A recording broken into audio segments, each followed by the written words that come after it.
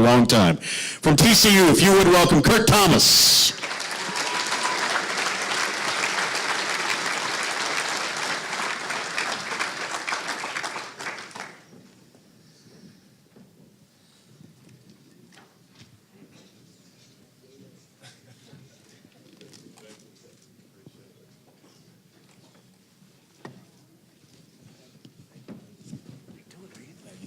Good to see you. You all right? Grab that microphone there.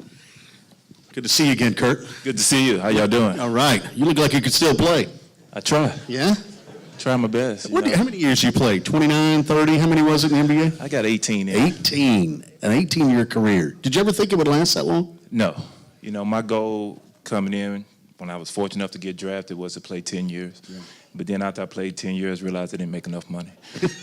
So kept going, right? Just kept going. You know, and I want to get into your time here at TCU, but you changed your game a couple of times in your career. Your game changed as the years added up in the NBA. Was that a conscious change on your part or something you just had to do? Definitely wasn't on my part. I would definitely say it was the coaches. You know, they really didn't believe in my offense. So I had to show them that I could play a little defense so I could get out there on the court. But every chance I would get the opportunity to show them that I could put the ball in the hole, I definitely tried to. Well, you could do that. Your time here at TCU, obviously, terrific score. How did you get here? How did you arrive in Fort Worth? You know, the funny thing is that I wasn't heavily recruited coming out of high school. Dallas Hillcrest playing against Dallas Lincoln. We lose to Lincoln. They go on to win the state championship. I'm sitting at home upset. My mother tells me to go join this basketball thing called an AAU. Told me to go play in this tournament, join the Dirty Dozen. I go down, join this team. We travel down to Houston, play in a tournament.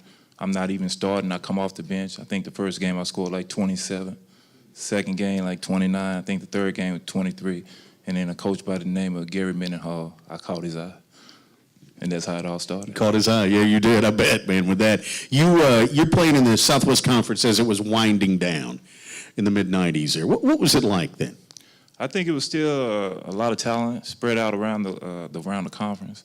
A lot of guys who were really competing out there on a night-in, night-out basis. But fortunate enough for me, I had a big fella by the name of Reggie Smith who started the way for me, kind of paved the way for me.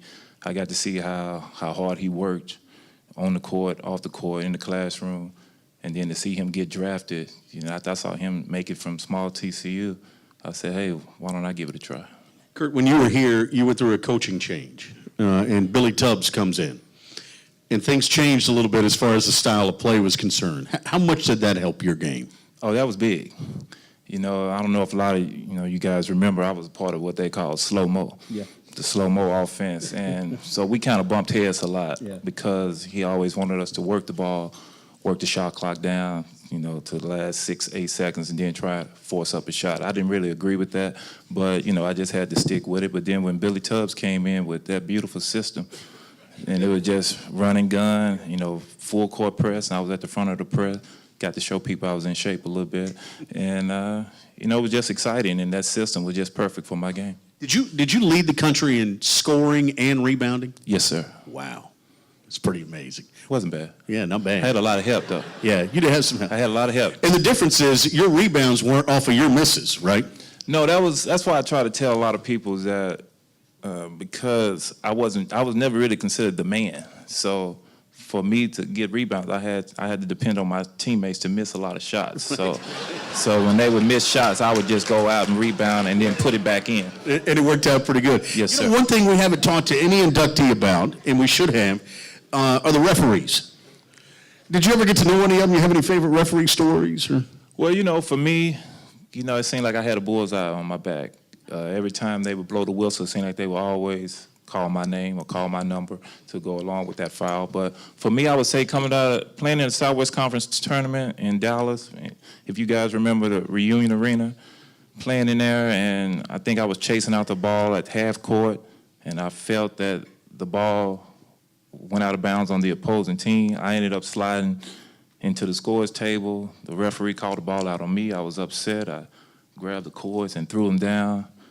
Picture ended up in either the Dallas Morning News or the Fort Worth Star-Telegram the next day, and my mother gave me a really mouthful for how I acted out there. I bet. So you knew never to do that again, Yes, right? sir.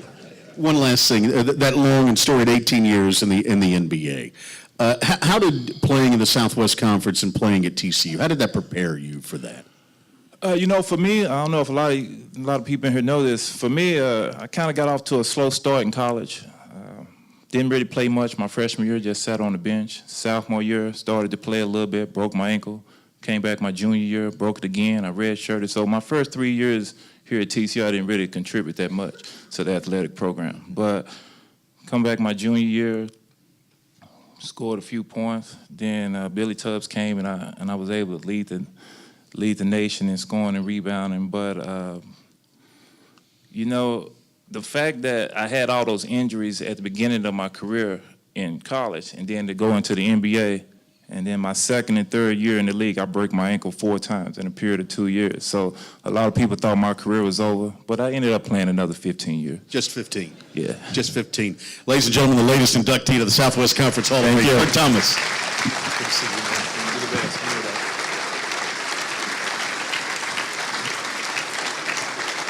Still one of the best, Kurt Thomas. Up next is the final. Oh, Kurt.